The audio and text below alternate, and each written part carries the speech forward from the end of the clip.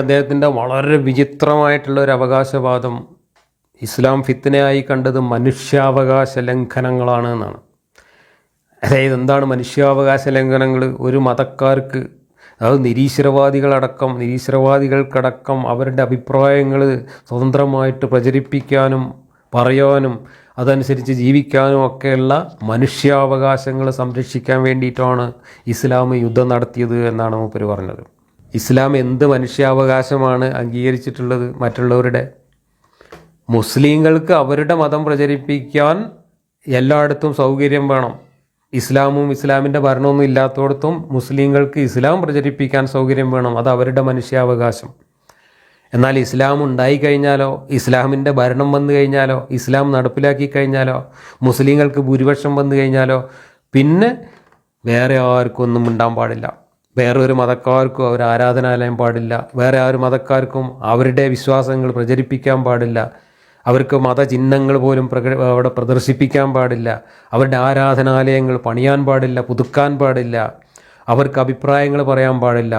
മാത്രമല്ല, ഈ ഇസ്ലാമിനെതിരെ ഒരാൾക്കും ഒരക്ഷരം ഉണ്ടാകാൻ പാടില്ല.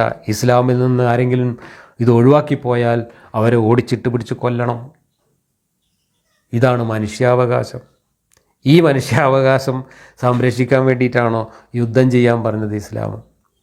എങ്ങനെയുണ്ട് വ്യാഖ്യാനം? എന്നിട്ട് മുഹമ്മദ് മക്ക ആക്രമിച്ച് കീഴടക്കിയതിന് ഇദ്ദേഹം പറയുന്ന ന്യായം മക്കയിൽ നിന്ന് മുഹമ്മദിനെയും കൂട്ടരെയും അനാവശ്യമായിട്ട് പുറത്താക്കി എന്നാണ്. അത് ഖുർആനിൽ അങ്ങനെ പറയുന്നുണ്ട് എന്നാണ്. ഖുർആനിൽ പറയുന്നുണ്ടെങ്കിൽ അത് നുണയാണ്. കാരണം ഇസ്ലാമിൻ്റെ ചരിത്രത്തിലും ഖുർആനിലും പ്രവാചകൻ്റെ ചരിത്രത്തിലും ഒക്കെ നമ്മൾ വായിച്ചാൽ നമുക്ക് സാമാന്യ ബുദ്ധിയുള്ളവർക്കൊക്കെ മനസ്സിലാക്കാൻ കഴിയുന്നൊരു കാര്യം, 13 കൊല്ലം മുഹമ്മദ് മക്കയിൽ മുഹമ്മദിൻ്റെ പ്രബോധനം മാത്രമല്ല, മുഹമ്മദ് പ്രകോപനപരമായ രീതിയിൽ മറ്റുള്ളവരുടെ വിശ്വാസങ്ങളെ, മക്കക്കാരുടെ വിശ്വാസങ്ങളെ, അവരുടെ ആരാധനാമൂർത്തികളെ, അവരുടെ ആരാധനാലയത്തെ എല്ലാം നിരന്തരം അവഹേളിച്ചുകൊണ്ട്, അപമാനിച്ചുകൊണ്ട്, നിന്ദിച്ചുകൊണ്ട് തൻ്റെ ആശയങ്ങൾ അവിടെ പ്രചരിപ്പിച്ചുകൊണ്ടേയിരിക്കുകയായിരുന്നു. ഈ 13 കൊല്ലം അവരുടെ വിശ്വാസങ്ങളെ മേക്കിട്ട് കയറി നിന്ദിച്ച് അവഹേളിച്ചുകൊണ്ട് മതപ്രചരണം നടത്തിയിട്ട് ഉത്ബോധനം നടത്തിയിട്ടും മക്കക്കാർ മുഹമ്മദിൻ്റെ ശരീരത്തിലൊരു പോറൽ പോലും ഏൽപ്പിക്കാതെ കുടുംബ ബന്ധത്തിൻ്റെ പേരിൽ മുഹമ്മദിനെ സംരക്ഷിക്കുകയാണ് ചെയ്തത്. എന്നിട്ടാണ് പറയുന്നത് പുറത്താക്കിയെന്ന്. എപ്പോഴാണ് മുഹമ്മദ് പുറത്തു പോരുന്നത്? മുഹമ്മദ് അബൂ താലിബ് മരിക്കുന്നതിന് മുമ്പ് തന്നെ മദീനക്കാരുമായിട്ട് ഗൂഢാലോചനയും ഉടമ്പടിയും തുടങ്ങിയിട്ടുണ്ട്. 3 വർഷം തുടർച്ചയായിട്ട് മദീനക്കാരുമായി കരാറും ഉടമ്പടിയും ഉണ്ടാക്കി ചർച്ച ചെയ്ത് അതെല്ലാം ഉറപ്പിച്ച് ആസൂത്രണം ചെയ്തിട്ടാണ് മുഹമ്മദ് മക്കയിൽ നിന്ന് മദീനയിലേക്ക് പോകുന്നത്. മുഹമ്മദിനെ ആരും അവിടുന്ന് പുറത്താക്കിയിട്ടില്ല. മുഹമ്മദിൻ്റെ കൂടെ ഉള്ളവരെയും പുറത്താക്കിയിട്ടില്ല. പുറത്താക്കുകയല്ല യഥാർത്ഥത്തിൽ ചെയ്യേണ്ടിയിരുന്നത്. മുഹമ്മദിനെ കൂടെ ഉള്ളവരെയൊക്കെ എന്നോ അവർ തല്ലിക്കൊല്ലേണ്ടതായിരുന്നു. അത്രമാത്രം പ്രകോപനം മുഹമ്മദും കൂട്ടരും അവിടെ ഉണ്ടാക്കിയിട്ടുണ്ട്. അതിൻ്റെയൊക്കെ കഥകൾ നമ്മൾ ഖുർആൻ ക്ലാസ്സിലൊക്കെ പലതവണ നമ്മൾ വിശദീകരിച്ചിട്ടുള്ളതാണ്. മക്കയിൽ അവർ ആരാധിച്ചുകൊണ്ടിരുന്ന ലാത്ത, ഉസ്സ, മനാത്ത, ഹുബൽ തുടങ്ങിയിട്ടുള്ള വിഗ്രഹ ദൈവങ്ങളുടെ തലയിൽ പോയിട്ട് മലവിസർജനം വരെ നടത്തിയിരുന്നു ഈ മുഹമ്മദിൻ്റെ കൂടെയുള്ള ആളുകൾ. മുഹമ്മദ് പറഞ്ഞയച്ചിട്ട്, അബൂബക്കർ പറഞ്ഞയച്ചിട്ട്, ബിലാലിനെ പോലെയുള്ള അടിമകളെ പറഞ്ഞയച്ചിട്ട് മലവിസർജനം നടത്തിക്കുക വരെ ചെയ്തിട്ടുണ്ട് ഈ കഅബയിൽ. എന്നിട്ട് ആ ബിലാലിനെ പോലും ബിലാലിൻ്റെ ഉടമസ്ഥൻ്റെ അടുത്ത് പോയി പരാതി പറഞ്ഞുകൊണ്ട് ഉടമസ്ഥൻ്റെ അനുവാദത്തോടു കൂടിയാണ് അവർ മർദ്ദിച്ചത്. അല്ലാതെ ബിലാലിനെ അവിടെ ഇട്ട് തല്ലിക്കൊന്നിട്ടില്ല. മുഹമ്മദിനെ എന്നിട്ടും അവരൊന്നും ചെയ്തിട്ടില്ല. ഇത്രയും വലിയ അവഹേളനവും മതനിന്ദയും നടത്തിക്കൊണ്ട് മുഹമ്മദ് 13 കൊല്ലം അവിടെ യഥേഷ്ടം തൻ്റെ ആശയങ്ങൾ പ്രചരിപ്പിച്ചിട്ടും അവിടെ ഒരു മനുഷ്യാവകാശ ലംഘനം ഉണ്ടായിട്ടില്ല. എന്നിട്ട് ഈ 3 കൊല്ലം ഉടമ്പടി നടത്തി മദീനക്കാരുമായിട്ട് ഒത്തുചേർന്നുകൊണ്ട് മക്കയിലെ സ്വന്തം ഗോത്രത്തെ ആക്രമിച്ച് കീഴ്പ്പെടുത്താൻ പോകുന്നു എന്ന് ഉറപ്പ് വന്ന സമയത്ത് പോലും മുഹമ്മദിനെ അവർ കൊല്ലുകയുണ്ടായില്ല. അപ്പോഴും മുഹമ്മദിനെ അവർ സംരക്ഷിക്കുകയാണ് ചെയ്തത്. മുഹമ്മദ് മദീനയിലേക്ക് പോകാൻ തീരുമാനിച്ച് അവിടുന്ന് പുറപ്പെട്ട സമയത്ത് പോലും മുഹമ്മദിനെ ആരെങ്കിലും ഉപദ്രവിക്കാൻ വരുന്നുണ്ടോ എന്ന് നോക്കിക്കൊണ്ട് മുഹമ്മദിനെ സംരക്ഷിക്കാൻ മുസ്ലിങ്ങളല്ലാത്ത മുഹമ്മദ് ജാഹിലിയകൾ എന്ന് വിളിക്കുന്ന മക്കക്കാർ തന്നെ ഉണ്ടായിരുന്നു എന്ന് ചരിത്രത്തിൽ പറയുന്നുണ്ട്. പിന്നെ എവിടെയാണ് മനുഷ്യാവകാശ ലംഘനം? ആരാണ് മനുഷ്യാവകാശങ്ങൾ ലംഘിച്ചത്? എന്നിട്ട് അങ്ങനെയുള്ള സ്വന്തം കുടുംബത്തെയും സ്വന്തം രക്തബന്ധുക്കളെയുമാണ് മുഹമ്മദ് ചതിയിൽ പിന്നീട് പോയിട്ട് കൊള്ളയടിക്കാൻ തുടങ്ങുന്നത്. ആ കൊള്ളയ്ക്ക് ന്യായീകരണമായിട്ട് ഖുർആൻ വെളിപാട് ഇറക്കിയ കാര്യമാണ് ഇദ്ദേഹം ഇവിടെ ഓതിക്കേൽപ്പിച്ചത്. അവിടുന്ന് പുറത്താക്കി എന്നുള്ളൊരു ന്യായം. അവിടുന്ന് പുറത്താക്കി എന്ന ഖുർആനിൽ പറയുന്നതിൻ്റെ ന്യായം അവിടെ മുഹമ്മദ് ഉദ്ദേശിച്ചതുപോലെ, മുഹമ്മദ് അവരോട് ആവശ്യപ്പെട്ടതുപോലെ ആ ദേവാലയം മുഹമ്മദിന് വിട്ടുകൊടുക്കുകയും അവരെല്ലാവരും അവരുടെ മതം ഉപേക്ഷിച്ച് മുഹമ്മദിൻ്റെ മതം സ്വീകരിക്കുകയും ചെയ്തില്ല എന്നതിനെയാണ് ഇവിടെ അവിടുന്ന് പുറത്താക്കി എന്നതുകൊണ്ട് ഉദ്ദേശിക്കുന്നത്. അത്രേ ഉണ്ടായിട്ടുള്ളൂ. അതാരായാലും ചെയ്യുന്നതല്ലേ, ഏത് മതക്കാരായാലും ചെയ്യുന്നതല്ലേ. ഇന്ന് ഇവർ ചെയ്യുമോ? ഇവരുടെ മതത്തിൽ ഇതുപോലെ ആരെങ്കിലും വന്നിട്ട് നിങ്ങളെ മതം തെറ്റാണ്, വേറെ മതമാണ് സ്വീകരിക്കേണ്ടതെന്ന് പറഞ്ഞാൽ എത്ര മുസ്ലിങ്ങൾ തയ്യാറാവും? എത്ര മുസ്ലിങ്ങൾ അവരുടെ ആരാധനാലയം പൊളിച്ചിട്ട് വേറെ അമ്പലം പണിയാൻ കൊടുക്കും? അത് തന്നെയല്ലേ അവരും ചെയ്തത്. അതിനെയാണ് പുറത്താക്കുക എന്ന് ഖുർആനിൽ പറഞ്ഞിട്ടുള്ളത്. എന്നാൽ ഇദ്ദേഹം അതൊക്കെ മനുഷ്യാവകാശ ലംഘനമായിട്ടും മതം പ്രചരിപ്പിക്കാനുള്ള സ്വാതന്ത്ര്യ നിഷേധമായിട്ടും ഒക്കെ പറഞ്ഞുകൊണ്ട് മുഹമ്മദ് നടത്തിയ കൊള്ളകളെയും അക്രമങ്ങളെയും ന്യായീകരിക്കാൻ ശ്രമിക്കുകയാണ് ചെയ്യുന്നത്. പിന്നെ ഇസ്ലാമിൽ യുദ്ധമില്ല, അക്രമമില്ല എന്നതിന് ഇദ്ദേഹം ഖുർആനിൽ നിന്ന് തെളിവുകൾ ഇങ്ങനെ ഉദ്ധരിക്കുന്നുണ്ട്. ലാ ഇക്രാഹ ഫിദ്ദീൻ, ഇതൊക്കെ നമ്മൾ ഖുർആൻ ക്ലാസ്സിൽ വളരെ വിശദമായിട്ട് പറഞ്ഞ കാര്യങ്ങളാണ്. ഖുർആനിൽ ലാ ഇക്രാഹ ഫിദ്ദീൻ ഉണ്ട്, സംവാദം നടത്തിയാൽ മതിയുണ്ട്, യുക്തിദീക്ഷയോടുകൂടി വർത്തമാനം പറഞ്ഞാൽ മതിയെന്ന് പറയുന്നുണ്ട്, സമാധാനത്തോടു കൂടി നേരിട്ടാൽ മതിയെന്ന് പറയുന്നുണ്ട്. ഇതൊക്കെ ശരിയാണ്. ഇതൊക്കെ പറഞ്ഞത് എപ്പോഴാണ്? ഇതൊക്കെ പറഞ്ഞത് മക്കയിൽ മുഹമ്മദിന് ആളില്ലാത്ത സമയത്തും ഇവരെ ചതിക്കണമെന്ന് മനസ്സിൽ തീരുമാനിച്ച സമയത്തും ആ ചതി ഉറപ്പാക്കാൻ വേണ്ടിയിട്ട് പറഞ്ഞ കാര്യങ്ങളാണ് ഇതൊക്കെ. അതൊക്കെ എടുത്ത് ഉദ്ധരിച്ചിട്ട് ലോകാവസാനം വരെ ഇതാണ് ഖുർആൻ്റെ നിലപാട് എന്ന് പറഞ്ഞാൽ ഖുർആനിൽ ഇതിന് വിരുദ്ധമായി പറഞ്ഞിട്ടുള്ള നൂറുകണക്കിന് അക്രമത്തിൻ്റെയും യുദ്ധത്തിൻ്റെയും വെളിപാടുകൾ അവിടെ കിടപ്പുണ്ട്. ഞാനും നിങ്ങളെ കൂടെ കൂടി തല വെട്ടാനും കഴുത്തു വെട്ടാനും കൂടിത്തരാം, നിങ്ങൾ വെട്ടിക്കോ എന്ന് പറയുന്ന, ഞാൻ അവരുടെ ഹൃദയങ്ങൾക്ക് ഭീതി ഇട്ട് കൊടുക്കും, അപ്പോൾ നിങ്ങൾ വെട്ടിക്കോ എന്ന് പറയുന്ന വെളിപാടുകൾ ഖുർആനിലവിടെ നൂറുകണക്കിനുണ്ട്. ദീൻ മുഴുവൻ അള്ളാഹുവിൻ്റെതാകും വരെ, ഫിത്ന അവസാനിക്കും വരെ നിങ്ങൾ യുദ്ധം തുടരണം എന്ന് പറയുന്ന ആയത്തുകൾ അവിടെ ഉണ്ട്. ഇതൊക്കെ ഉണ്ടായിരിക്കെ ലാ ഇക്രാഹ ഫിദ്ദീനൊന്നും അവിടെ വിലപ്പോവില്ല. ആ വൈരുദ്ധ്യമൊക്കെ ഖുർആനിൽ എങ്ങനെയാണ് വന്നത് എന്നുള്ളത് നമ്മൾ കഴിഞ്ഞ വൈരുദ്ധ്യങ്ങളെക്കുറിച്ച് പറഞ്ഞ വീഡിയോയിലും ഖുർആൻ ക്ലാസ് വീഡിയോകളിലൊക്കെ വിശദമായി പറഞ്ഞിട്ടുണ്ട്. അതുകൊണ്ട് ഞാനത് ആവർത്തിക്കുന്നില്ല. അന്യമതക്കാരുടെ ദേവാലയങ്ങൾ പോലും തകർക്കപ്പെടരുത് എന്ന് ഖുർആനിൽ പറഞ്ഞിട്ടുണ്ട് എന്നൊക്കെയാണ് അദ്ദേഹം അവിടെ ഓതിക്കേൾപ്പിച്ചത്. അതൊക്കെ പറഞ്ഞ സന്ദർഭവും സാഹചര്യമൊക്കെ നമ്മൾ ഖുർആൻ ക്ലാസ്സിൽ ചർച്ച ചെയ്തുകൊണ്ടിരിക്കുന്നതാണ്. അവിടെ വെച്ച് ഞാൻ വിശദമായിട്ട് പറയാം.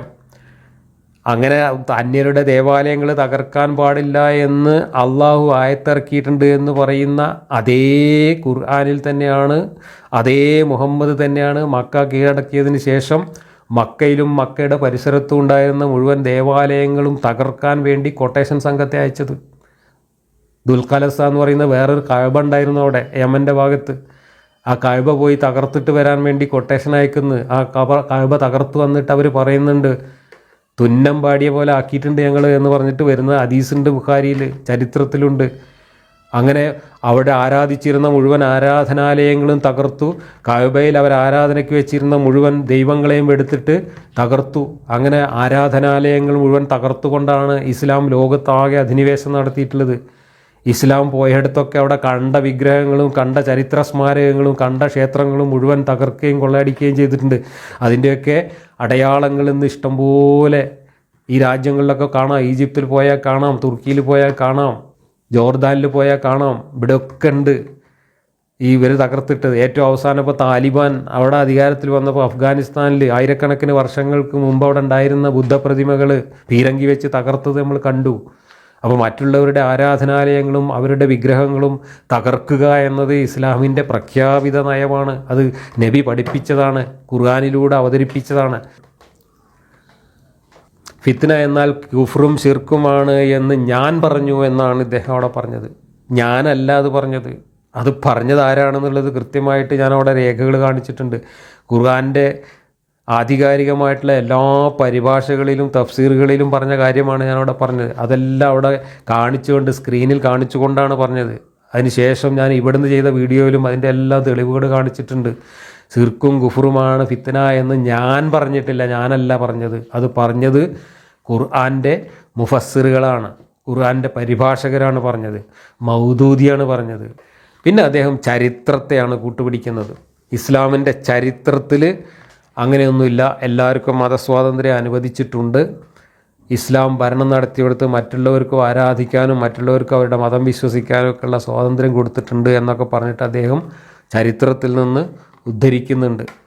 അതൊക്കെ ഏത് ഇസ്ലാമാണ് എന്നത് തന്നെയാണ് ഞാൻ എൻ്റെ ഫിത്നയിലും അതിനെ തുടർന്ന് ഞാൻ വൈരുദ്ധ്യങ്ങൾ എന്ന് പറഞ്ഞിട്ട് അവതരിപ്പിച്ച പ്രഭാഷണത്തിലുമൊക്കെ വിശദീകരിച്ചത്.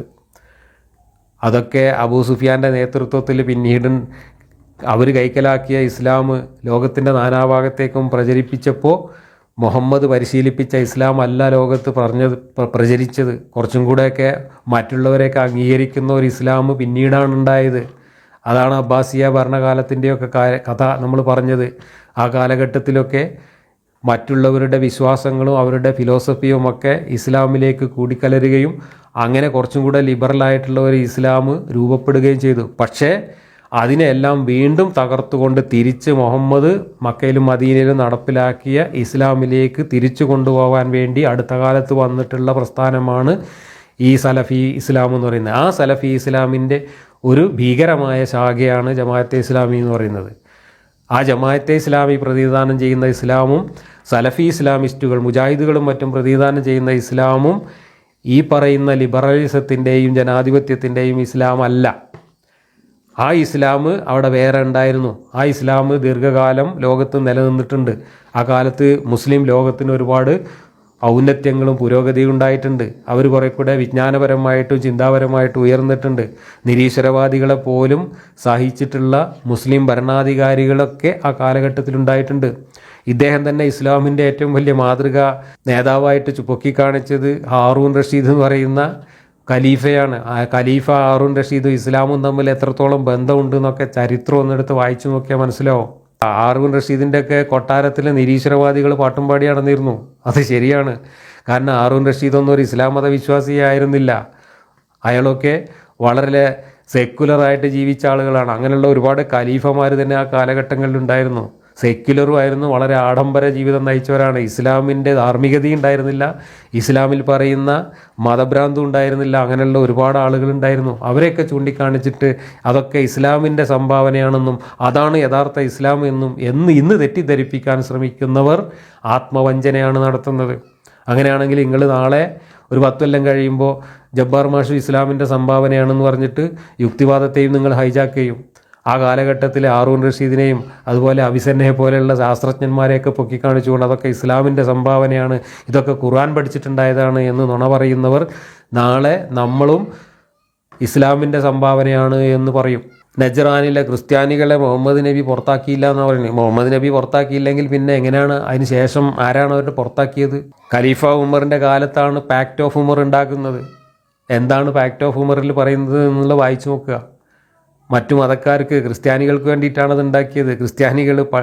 ക്രിസ്ത്യാനികളുടെ പൗരാവകാശങ്ങളെ മുഴുവൻ വെട്ടി നിരത്തുന്നതാണ് പാക്ട് ഓഫ് ഉമറിലെ ഉടമ്പടി. ക്രിസ്ത്യാനികൾക്ക് അവിടെ ജീവിക്കണമെന്നുണ്ടെങ്കിൽ അവർ സമ്പൂർണ്ണമായി മുസ്ലിങ്ങൾക്ക് കീഴടങ്ങിക്കൊണ്ട് അവരുടെ മതപരമായിട്ടുള്ള ആചാരങ്ങളും വിശ്വാസങ്ങളും എല്ലാം അവിടെ അടക്കി ഒതുക്കി കഴിഞ്ഞോളണം. ഒരു ആരാധനാലയം പുതുക്കി പണിയാൻ പോലും അവർക്ക് അവകാശമുണ്ടായിരിക്കില്ല എന്ന് പറഞ്ഞുകൊണ്ടാണ് പാക്ട് ഓഫ് ഉമർ വരുന്നത്. ഉമറിൻ്റെ ഭരണകാലത്തുണ്ടായതാണ് സാധനം. ആ ഉമറെ തൻ്റെ ഭരണത്തിന് കീഴിൽ മറ്റു മതക്കാരെ ജീവിക്കാൻ എങ്ങനെയാണ് അനുവദിച്ചത് എന്നതിന് ആ ഒരൊറ്റ ഉടമ്പടി നമ്മൾ വായിച്ചു നോക്കിയാൽ മതി. മനുഷ്യാവകാശങ്ങൾ സംരക്ഷിച്ച ആൾക്കാരാണ് ഇസ്ലാമിൻ്റെ ഭരണാധികാരികൾ എന്നാണ് പറഞ്ഞത്. പലസ്തീനിലൊന്നും ചെയ്തില്ല എന്ന് പറഞ്ഞത്. പലസ്തീനിലെ ജൂതന്മാർ ആരാധിച്ചുകൊണ്ടിരുന്ന അവരുടെ ക്ഷേത്രം നിലനിന്നിരുന്ന സ്ഥലത്തിൻ്റെ മുകളിലാണ് കൊണ്ടുപോയിട്ട് അക്സാ പള്ളി ഉണ്ടാക്കിയത്. ഉമറിൻ്റെ കാലം തൊട്ട് പിടിച്ചടക്കിയതാണ് അവിടെ. ഇന്ന് വരെ അത് വിട്ടുകൊടുത്തിട്ടില്ല. അത് പിടിച്ചെടുക്കാൻ വേണ്ടിയാണ് ജൂതന്മാർ സയനിസം എന്ന് പറഞ്ഞിട്ട് വന്നത്. ഇന്ന് വരെ അവർക്കത് പിടിച്ചെടുക്കാൻ കഴിഞ്ഞിട്ടില്ല. അത് അവരുടെ ദേവാലയമാണ്. ഈ കഅബ മുഹമ്മദ് പിടിച്ചടക്കിയ അതേ യുക്തിയും ന്യായവും അനുസരിച്ചാണെങ്കിൽ ജൂതന്മാർക്ക് ഇന്ന് ഈ അക്സാ പള്ളി പൊളിച്ചിട്ട് അവിടെ അവരുടെ അമ്പലം പണിയാം. അവരിതുവരെ അത് ചെയ്തിട്ടില്ല. അത് ഉമറിൻ്റെ കാലത്താണ് പിടിച്ചെടുത്തത്. ഉമർ ബസറയിലേക്ക് കൊടുത്തയച്ച കത്തിൻ്റെ കാര്യമൊക്കെ അദ്ദേഹം അവിടെ ഉദ്ധരിച്ചിട്ടുണ്ട്. അതേ ഉമർ തന്നെയാണ് ഈ പാക്ട് ഓഫ് ഉമർ ഉണ്ടാക്കിയത്. അതും കൂടെ പറയണം. അപ്പോഴാണ് മനുഷ്യാവകാശ സംരക്ഷണത്തിൻ്റെ തനിനിറം പുറത്ത് കാണുക. ഏതായാലും ഹാറൂൺ റഷീദിനെ ഒന്നും ഒരു ഇസ്ലാമിക പണ്ഡിതനും ഇസ്ലാമിൻ്റെ മാതൃകയായിട്ട് ചൂണ്ടിക്കാണിക്കുന്നത് ഞാനിതുവരെ കേട്ടിട്ടില്ല. അതൊക്കെ പറയണമെങ്കിൽ അപാരമായ തൊലിക്കട്ടി തന്നെ വേണം എന്നാണ് ഈ ജമാഅത്ത് നേതാവിനോട് എനിക്ക് പറയാനുള്ളത്. ഹാറൂൺ റഷീദിലേക്കൊന്നും പോകണ്ട. ഉസ്മാൻ്റെ കാര്യം തന്നെ ഞാൻ പറഞ്ഞല്ലോ. ഉസ്മാൻ ആരെയാണ് പിടിച്ച് ഈജിപ്തിലെ ഗവർണറാക്കിയത്? ഇസ്ലാമിൽ വിശ്വാസമില്ലാതെ മുനാഫിക്കായിട്ട് ഉസ്മാൻ തന്നെ ഒരു മുനാഫിക്കാക്കി സ്വന്തം വീട്ടിൽ സംരക്ഷിച്ച സഅദ് ബിൻ അബീ സർഹിനെയാണ് ഈജിപ്തിൽ ഗവർണറാക്കിയത്. മറ്റേ ചങ്ങാതിനെ അംർ ബിൻ ആസിനെ അവിടുന്ന് പുറത്താക്കിയിട്ട്. ആ ഉസ്മാൻ തന്നെ ഹാറൂൻ റഷീദിനെക്കാളും നല്ല മാതൃകയാണ്. എന്തിന്? സെക്കുലറിസത്തിൻ്റെ മാതൃക. ഒരു എക്സ് മുസ്ലിമിനെ പിടിച്ചുകൊണ്ടിട്ട് ഈജിപ്തിലെ ഗവർണറാക്കാൻ മൂന്നാം ഖലീഫയായ ഉസ്മാന് സാധിച്ചെങ്കിൽ അതിൻ്റെ അർത്ഥം ഉസ്മാനും ഇസ്ലാമിൽ അത്ര വലിയ വിശ്വാസമൊന്നും ഉണ്ടായിരുന്നില്ല എന്ന് തന്നെയാണ്. അല്ലെങ്കിൽ ആയത്തിറക്കിയിട്ട് അള്ളാഹ് ഇപ്പോൾ കൊല്ലണം എന്ന് പറഞ്ഞ അബൂ സർഹിനെ ഉസ്മാൻ സംരക്ഷിക്കുമായിരുന്നോ? സ്വന്തം സഹോദരനാണെന്ന് പറഞ്ഞിട്ട് അള്ളാഹ് ആയത്തിറക്കിയില്ലേ, ഇവനിപ്പോൾ കൊല്ലപ്പെടും, അതിദാരുണമായി കൊല്ലപ്പെടുന്നു, ഇവൻ നരകത്തിലായിരിക്കും എന്ന് പറഞ്ഞിട്ട് ഈ അബൂ സർഹിനെ കുറിച്ച് ആയത്തിറക്കിയതിന് ശേഷമാണ് മുഹമ്മദ് അവനെ കൊല്ലാൻ ഉത്തരവിട്ടത്. എന്നിട്ട് ആ ഉത്തരവാണ് ഉസ്മാൻ വെള്ളത്തിലാക്കി കളഞ്ഞത്. ഉസ്മാൻ പിടിച്ചുകൊണ്ടേറ്റ് മോനെ കൊല്ലാൻ സമ്മതിക്കില്ല എന്ന് പറഞ്ഞിട്ട് ഉസ്മാൻ്റെ വീട്ടിൽ പാർപ്പിച്ചു, വീട്ടിൽ സംരക്ഷിച്ചു. അങ്ങനെ മുഹമ്മദ് മരിച്ചതിന് ശേഷം ഉസ്മാൻ കൂടെ കൂട്ടി കൊണ്ടുപോയിട്ട് താൻ ഭരിക്കുന്ന സമയത്ത് തൻ്റെ ഇസ്ലാമിൻ്റെ ഭരണത്തിൽ ഏറ്റവും പ്രധാനപ്പെട്ട ഒരു പ്രവിശ്യയുടെ ഗവർണറാക്കി മാറ്റി ഇവനെ. ഈ ഇസ്ലാമിൽ വിശ്വാസമില്ലാത്ത മുഹമ്മദിൻ്റെ തരികിടയും തട്ടിപ്പും മനസ്സിലാക്കിയപ്പോൾ ഇസ്ലാം എന്ന് മുർത്തദ്ദായി പോയ ആളായിരുന്നു അബീ സർഹ്. ഈ അബീ സർഹിൻ്റെ കഥ പറഞ്ഞപ്പോൾ അതിനും ഇദ്ദേഹം ഒരു ന്യായം പറയുന്നുണ്ട്. ഇദ്ദേഹം പറയുന്ന ന്യായം വളരെ രസമാണ്, അത് ഞാൻ പറയാം. അബീ സർഹിൻ്റെ കഥ നമ്മൾ വളരെ വിശദമായിട്ട് പറഞ്ഞതാണ്. അക്കാലത്ത് അംഗീകൃതമായൊരു സംവിധാനം യുദ്ധം മാത്രമായിരുന്നു എന്നാണ് ഇദ്ദേഹത്തിൻ്റെ ഒരു ന്യായം പ്രശ്നപരിഹാരത്തിന്.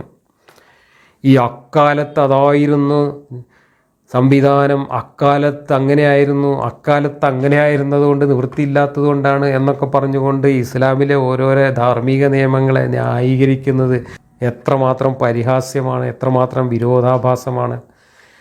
എന്തിനാണ് ഇസ്ലാം വന്നത്? അക്കാലത്തുള്ള ഏർപ്പാടൊക്കെ അതുപോലെ നിലനിർത്താനാണോ ഇസ്ലാം വന്നത്?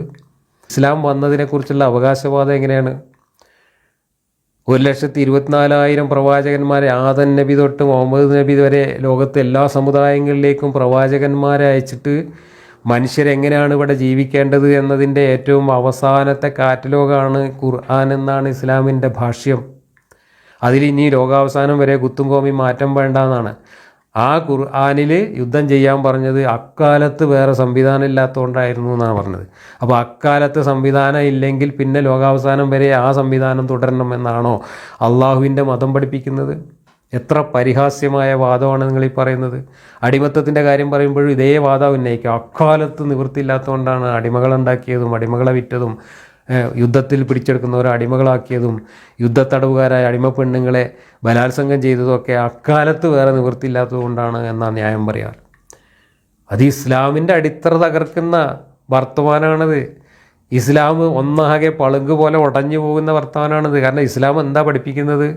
ലോകാവസാനം വരെ മനുഷ്യരെങ്ങനെ ജീവിക്കണമെന്ന് ധാർമ്മികത പഠിപ്പിക്കാൻ വേണ്ടി വന്ന ഏറ്റവും അവസാനത്തെ പുസ്തകം, ഇനിയൊരു കുത്തും കോമയും മാറ്റം വേണ്ടാത്ത വിധത്തിൽ പൂർത്തീകരിച്ചിറക്കി സീലടിച്ച പുസ്തകം എന്നാണ് ഖുർആനെ കുറിച്ച് പറയുന്നത്.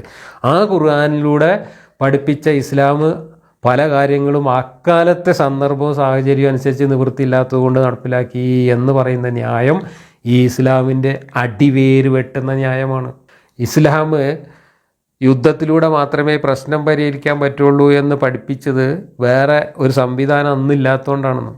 അന്നില്ലെങ്കിൽ പുതിയ സംവിധാനം പറഞ്ഞു കൊടുക്കാനല്ലേ പടച്ചോൻ അവസാനത്തെ കിതാബ് ഇറക്കേണ്ടത്.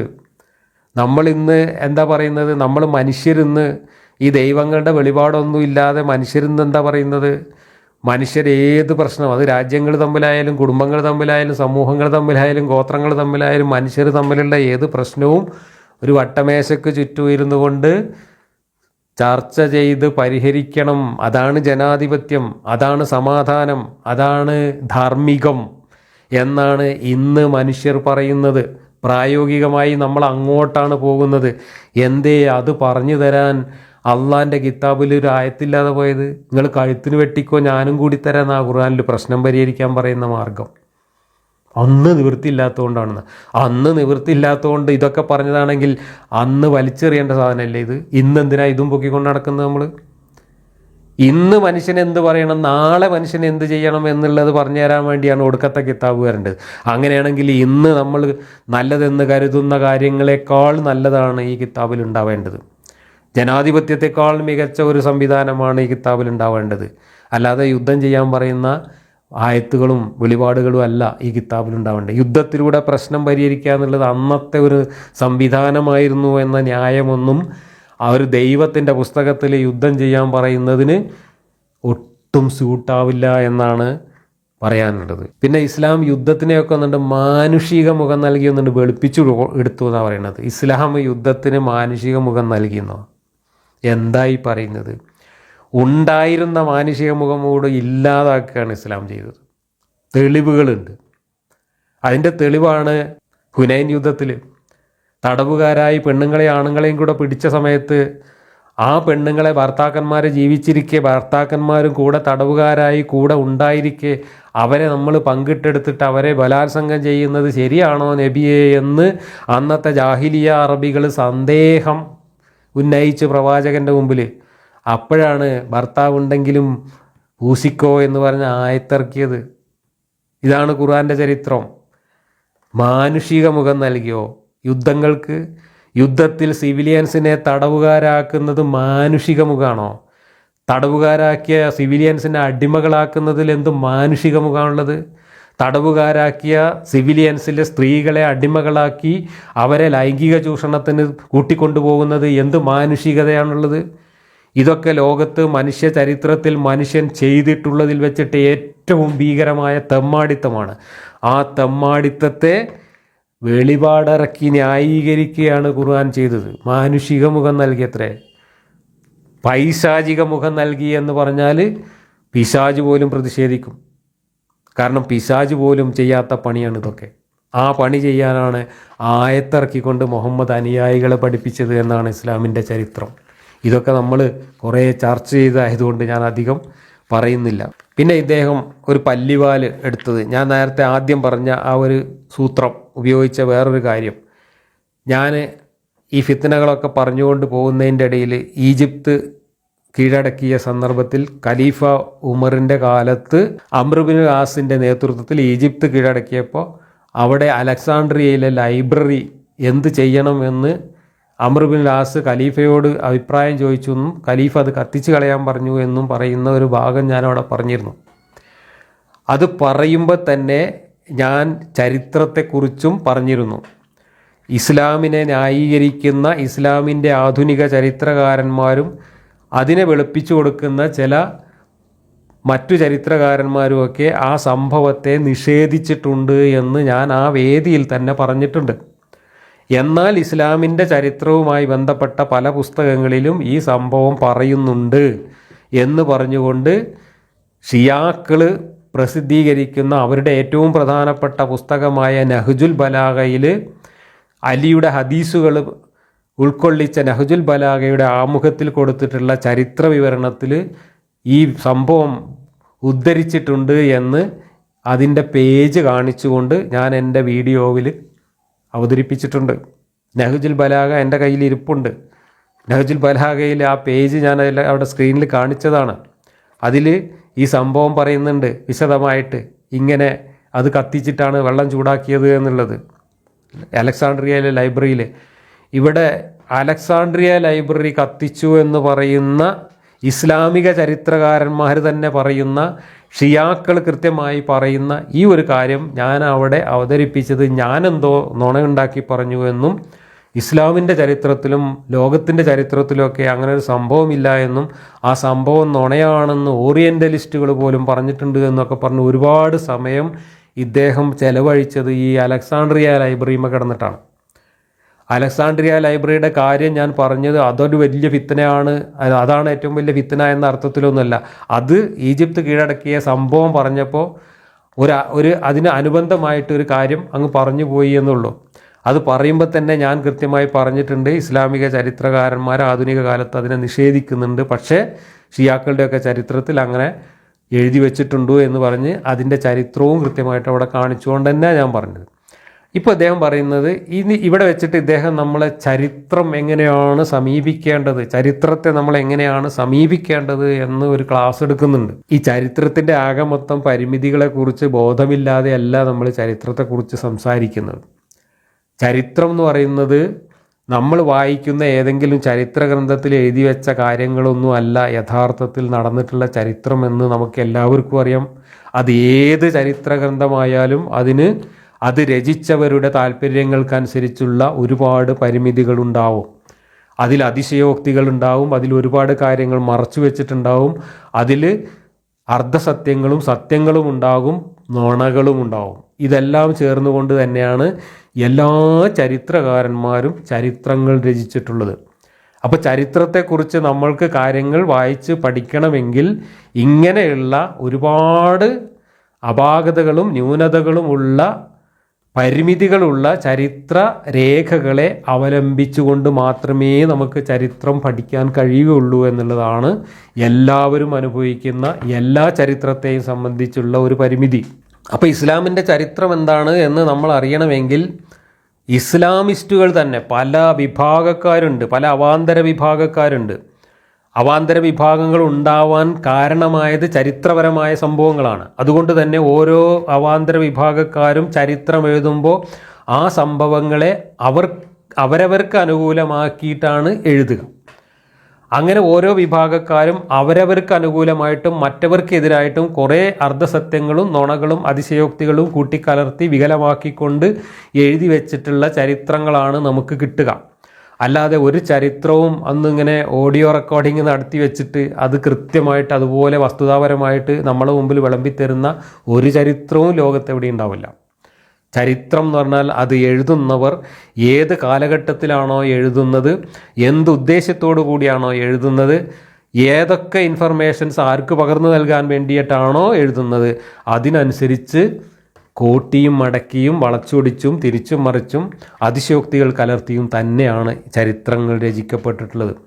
അപ്പോൾ സുന്നികൾ എഴുതി വെച്ചിട്ടുള്ള ചരിത്രം വായിച്ചു കഴിഞ്ഞാൽ അതിൽ ഷിയാക്കൾ വളരെ മോശക്കാരായിരിക്കും, അവർ ചെയ്തതൊക്കെ തെറ്റായിരിക്കും, സുന്നികൾ ചെയ്തതെല്ലാം കറക്റ്റായിരിക്കും.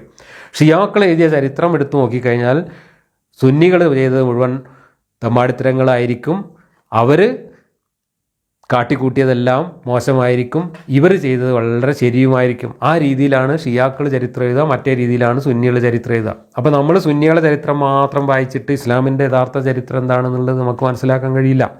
ഷിയാക്കളുടെ ചരിത്രം മാത്രം വായിച്ചിട്ടും മനസ്സിലാക്കാൻ കഴിയില്ല. അതുകൊണ്ടാണ് ഇത് രണ്ടും ചരിത്രത്തിലുണ്ട് എന്ന് പറഞ്ഞുകൊണ്ട് നമ്മൾ ചില സംഭവങ്ങളെ ഉദ്ധരിക്കുന്നത്. ചിലപ്പോൾ അത് ശരിയായിരിക്കാം, ചിലപ്പോൾ മറ്റേതായിരിക്കാം ശരി, ചിലപ്പോൾ രണ്ടിലുമായിരിക്കില്ല ശരി, അതിൽ നിന്ന് വ്യത്യസ്തമായതായിരിക്കാം നടന്നിട്ടുണ്ടാവുക. അപ്പോൾ ഇതൊരു അലക്സാണ്ട്രിയ ലൈബ്രറിയുടെ കാര്യത്തിൽ മാത്രമല്ല, മുഹമ്മദ് നബിയുടെ ജീവിതകാലത്ത് നടന്നതും അതിനുശേഷം ഖലീഫമാരുടെ കാലത്ത് നടന്നതും ഇസ്ലാമിക സാമ്രാജ്യത്തിൻ്റെ വികസനവുമായി നടന്നിട്ടുള്ളതുമായ എല്ലാ സംഭവങ്ങളെക്കുറിച്ചും ഇതുപോലെ വളരെ വ്യത്യസ്തമായിട്ടുള്ള ചരിത്രാഖ്യാനങ്ങൾ നമുക്ക് കിട്ടും. അപ്പോൾ യഥാർത്ഥ ചരിത്രം എന്താണ് എന്ന് അറിയാൻ വേണ്ടി ഗവേഷണം നടത്തുന്ന ഒരാൾ ആ ഗവേഷണത്തിൻ്റെ ഉദ്ദേശ ലക്ഷ്യങ്ങൾക്കനുസരിച്ച് ഇതെല്ലാം എടുത്ത് വായിക്കുമ്പോഴാണ് അവർക്ക് അവരുടേതായ ഒരു വീക്ഷണം രൂപപ്പെടുത്താൻ കഴിയുക. ഇപ്പം എന്നെ സംബന്ധിച്ചിടത്തോളം ഇസ്ലാമിൻ്റെ പ്രമാണങ്ങളെയും രേഖകളെയും ചരിത്രത്തെയും ഒക്കെ ഞാൻ പരിശോധിക്കുന്നത് ഇതിൽ അന്ധമായി ഒരു ദൈവികതയിൽ വിശ്വസിച്ചുകൊണ്ടല്ല, മറിച്ച് ഇതൊരു മഹാ തട്ടിപ്പും തരികിടയുമായിരുന്നു എന്ന യാഥാർത്ഥ്യം മനസ്സിലാക്കിയിട്ട് ഇതിനെ നിഷ്പക്ഷമായിട്ടും ഭൗതികമായിട്ടും സാധ്യതകളുള്ള കാര്യങ്ങളെ അടിസ്ഥാനപ്പെടുത്തിയിട്ടുമാണ്. അതിനകത്തുള്ള അത്ഭുതങ്ങളും കറാമത്തുകളും നുണകളും ഒക്കെ നമ്മൾ കാണുമ്പോൾ തന്നെ മനസ്സിലാവും. അതൊക്കെ ഒഴിവാക്കിയിട്ട് യഥാർത്ഥത്തിൽ നടന്നിട്ടുണ്ടാവാൻ സാധ്യതയുള്ള സംഭവങ്ങൾ എന്താണ് എന്ന് മനസ്സിലാക്കിക്കൊണ്ട് തന്നെയാണ് നമ്മൾ ഈ ചരിത്രത്തെയൊക്കെ പരിശോധിക്കുന്നത്. അപ്പോഴും നമ്മുടെ കയ്യിൽ കിട്ടുന്ന രേഖകൾ ഇതൊക്കെയാണ്, ഈ ന്യൂനതകളുള്ള രേഖകളാണ് എന്നതുകൊണ്ട് തന്നെ പൂർണ്ണമായിട്ടും യഥാർത്ഥ വസ്തുതകളെ നമുക്ക് കണ്ടെത്താനേ കഴിയില്ല. ഇത് ചരിത്രത്തിൻ്റെ പരിമിതിയാണ്. ആ പരിമിതിയിൽ നിന്നുകൊണ്ട് തന്നെയാണ് ഇസ്ലാമിൻ്റെ ചരിത്രത്തെക്കുറിച്ചും നമ്മൾ സംസാരിച്ചത്. ഇവിടെ ഫിത്ന എന്ന എൻ്റെ പ്രഭാഷണത്തിൽ ഞാൻ ഊന്നൽ നൽകിയതും ഞാൻ മുഖ്യ വിഷയമായി അവതരിപ്പിച്ചതും ഇസ്ലാമിക ചരിത്രത്തിൽ നിന്ന് നമുക്ക് കണ്ടെടുക്കാവുന്ന കാര്യങ്ങളാണെങ്കിൽ പോലും ആധുനിക ഇസ്ലാം വിശ്വാസികളുടെ മുമ്പിൽ ഇസ്ലാമിക പണ്ഡിതന്മാർ മറച്ചു പിടിക്കുന്നത് കൊണ്ട് ഇസ്ലാമിക വിശ്വാസികൾക്ക് പൊതുവിൽ അറിയാത്ത കാര്യങ്ങളാണ് ഞാനവിടെ പറഞ്ഞത്. അത് പറയുമ്പോൾ പല പുസ്തകങ്ങളിൽ നിന്നും എടുത്ത പല കാര്യങ്ങളും എടുക്കേണ്ടി വരും, അതൊക്കെ എടുത്തിട്ട് പറയേണ്ടി വരും. കാരണം മുത്തുനബീൻ്റെ മകളെ ചവിട്ടിക്കൊന്നത് ഖലീഫ ഉമറാണ് എന്ന് ഏതെങ്കിലും മൗലിയർ വയലു പറയുന്നത് നിങ്ങൾ കേട്ടിട്ടുണ്ടോ? അല്ലെങ്കിൽ ഏതെങ്കിലും ഇസ്ലാമിസ്റ്റുകളുടെ ആധുനിക കാലത്തെ പ്രസിദ്ധീകരണങ്ങളിലോ പുസ്തകങ്ങളിലോ എഴുതി വെച്ചത് നിങ്ങൾ കണ്ടിട്ടുണ്ടോ? ഇല്ല. എന്തുകൊണ്ടാണ് കാണാത്തത്? അത് വിശ്വാസികൾ അറിയരുത് എന്ന് വിചാരിച്ച് മറച്ചു പിടിക്കുകയാണ്. ഹസനെയും ഹുസൈനെയും അലിയെയും ഒക്കെ മുസ്ലിങ്ങൾ തന്നെയാണ് കൊന്നത്, അബൂ സുഫിയാൻ്റെ സന്തതികളാണ് കൊന്നത് എന്ന യാഥാർത്ഥ്യം എന്തുകൊണ്ടാണ് വയലു പറയുമ്പോൾ മൊലിയന്മാർ പറയാത്തത്? ബദറിലെ പോരിശ പറഞ്ഞുകൊണ്ട് എത്രയോ കഥാപ്രസംഗങ്ങളും വയലുകളും നടക്കാറുണ്ട്, ബദറും ഉഹുദും കന്തക്കും പറഞ്ഞുകൊണ്ട്. എന്തേ ജമൽ യുദ്ധവും കർബല യുദ്ധവും പറഞ്ഞിട്ട് അതിൽ ഇസ്ലാമിസ്റ്റുകൾ തമ്മിൽ മുസ്ലിങ്ങൾ തമ്മിലാണ് അടികൂടിയത് എന്നും അതിലാണ് 10,000-കണക്കിന് മുസ്ലിങ്ങൾ പരസ്പരം തല്ലി മരിച്ചത് എന്നുള്ള വസ്തുത, ആ വസ്തുത പോലെ എന്തുകൊണ്ടാണ് മൗലന്മാർ വയലു പറയാത്തത്? അത് പറയാത്തത് അത് മുസ്ലിങ്ങൾ അറിയാൻ പാടില്ല, അത് അവരുടെ മുമ്പിൽ നിന്ന് മറച്ചു വെക്കണം എന്നുള്ളതുകൊണ്ടാണ്. അപ്പോൾ ആ മറച്ചു വെക്കുന്ന കാര്യങ്ങളാണ് നമ്മൾ തുറന്ന് കാണിച്ചത്. എന്തിനു വേണ്ടിയിട്ടാണ്? മുസ്ലിങ്ങൾ ഇനിയും തമ്മിൽ തല്ലുകൂടാൻ വേണ്ടിയിട്ടല്ല. ഇത് ദൈവീകമൊന്നുമല്ല. ഈ പറയുന്ന അള്ളാഹു ഒന്നും എല്ലാ ആരാധനാലയങ്ങളും ഞാൻ സംരക്ഷിച്ചോളാം എന്ന് പറയുന്ന അള്ളാഹു ഒരു ആരാധനാലയം സംരക്ഷിക്കാൻ വന്നിട്ടില്ല.